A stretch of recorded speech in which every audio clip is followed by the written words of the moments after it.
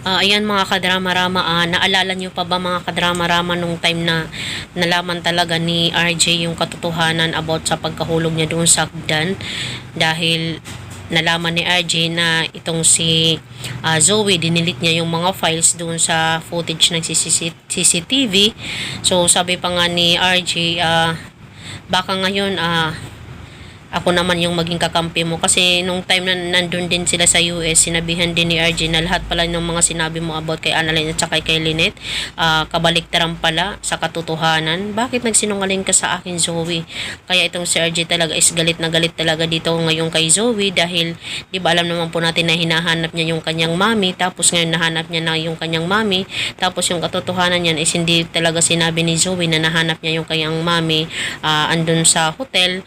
Kaya sabi pa nga ni RJ, Zoe, akala ko baka kampi mo ako, tinatago mo pala ang mami mo, diba? Kaya sana nga po no, malaman na talaga ni RJ yung talagang totoong plano talaga ni Zoe na to, kasi sabi pa nga ni Zoe, pag hindi niya ilaglag yung mami niya doon sa harapan ng kanyang daddy, silang dalawa is mapapalayas, wala siyang magiging access sa kanyang daddy kung anong mga plano nito. Sana nga po no, malaman na talaga ni RJ yung katotohanan kung nasaan talaga yung loyalty ni Zoe, dahil alam naman po natin na yung loyalty talaga ni Zoe is nasa kanyang mami, na kahit masama si mami niya, dahil lahat-lahat naman yun is ginawa niya para protektahan siya, pero alam naman po natin na bandang huli talaga is malalaman talaga ni RJ yung katotohanan na hindi niya talaga totoong anak itong si Zoe.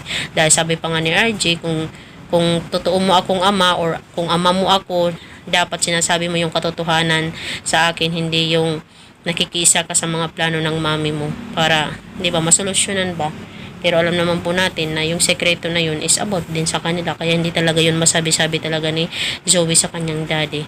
Hoping talaga no, na si Zoe pagdating ng panahon hindi mapalayas dito sa mansyon, diba? So yun lang po mga kadrama, no?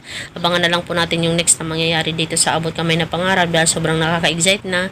Sana hindi na po tayo paikot-ikutin pa ni Director Charot. So yun lang po, maraming salamat sa palagi niyong panonood. Huwag niyo pong kalimutan i-like, i-share, tsaka i-subscribe yung aking channel. Thank you so much. God bless you all.